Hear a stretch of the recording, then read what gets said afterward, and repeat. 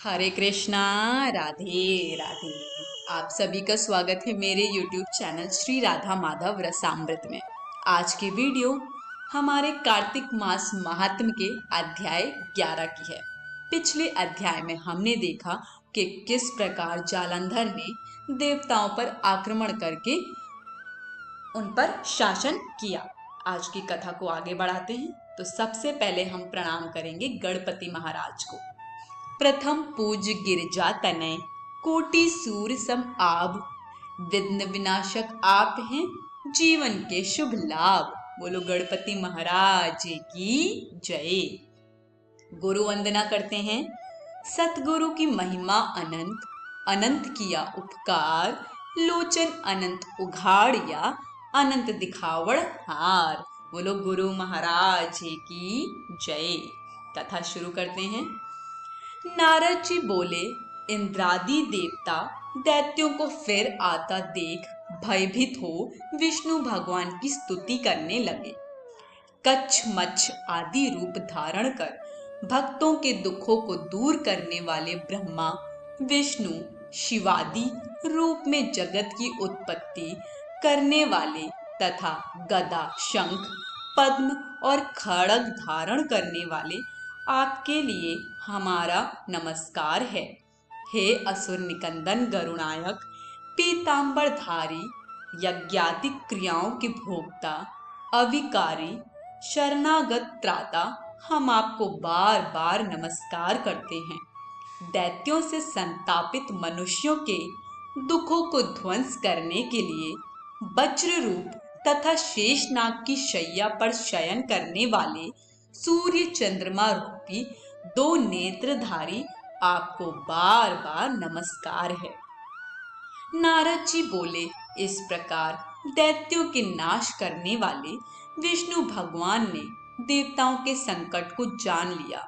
तब क्रोध से खिन्न होकर शीघ्र ही गरुड़ पर सवार हो लक्ष्मीपति दीनानाथ प्रभु लक्ष्मी से बोले, तेरा भ्राता जलंधर देवताओं को दुख देता है, इससे मुझे उन्होंने बुलाया है, सो मैं युद्ध के लिए जाता हूँ। लक्ष्मी बोली, हे प्राणनाथ, मैं आपकी प्यारी हूँ, फिर मौ भ्राता को आप संग्राम में क्यों मारोगे? श्री भगवान बोले, शिव जी के अंश से पैदा ब्रह्मा के वरदान और तेरी प्रीति से यह जलंधर हमारे मारने योग्य नहीं है, तथापि मुझे देवताओं के लिए कुछ करना ही होगा। नारद जी बोले, यह कहकर गरुड़ पर बैठ वह देवता जहां स्तुति कर रहे थे वहां पधारे। इसके बाद गरुड़ के छोटे भ्राता और गरुड़ के पंखों की वायु से बबुला जैसे उड़ाए गए वे सभी दैत्य आकाश में मेघों की तरह भ्रमण करने लगे। जलंधर दैत्यों को वायु पीड़ित देखकर आकाश में विष्णु के पास गया।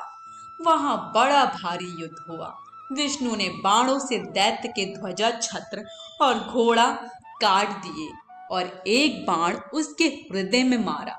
उस दैत्य ने भी गरुड़ के माथे में गदा मारकर उसको पृथ्वी पर गिरा दिया। विष्णु ने हंसकर उसकी गदा काट दी। तब उसने विष्णु के हृदय में जोर से घूंसा मारा। वे दोनों जब मल्ल युद्ध करने लगे तो उनकी भुजा और घोंटू की मार से पृथ्वी शब्दायमान हुई। दोनों अच्छी तरह युद्ध करने लगे। तब मेघ जैसे गंभीर वाणी से दैत्यराज से विष्णु भगवान बोले, मैं तेरे पराक्रम से प्रसन्न हुआ, तू वर मांग, नहीं देने योग्य भी वरदान मैं तुमको दूंगा। जलंधर बोला, हे भावुक, जो आप प्रसन्न हो तो मेरी बहन लक्ष्मी और अपने गणों सहित मेरे घर में रहो। नारद जी बोले, बहुत अच्छा, कहकर भगवान देवगणों और लक्ष्मी समेत जलंधर के पुर में पधार गए। महाबली जलंधर उन देवताओं को दैत्यों को सौंप पृथ्वी पर आया।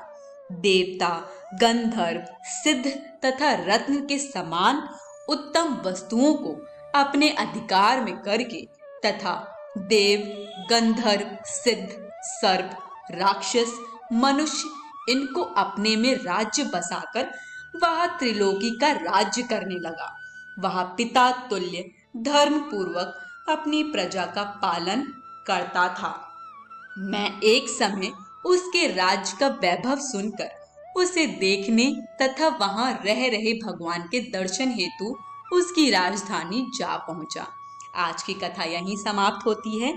कार्तिक मास का ज्यादा से ज्यादा प्रयोग अपने भक्ति को बढ़ाने में करें और ज्यादा से ज्यादा समय हरि जाप में करें। वीडियो को ज्यादा से ज्यादा लाइक, शेयर, सब्सक्राइब जरूर करें। सभी को हरे कृष्ण, राधे राधे।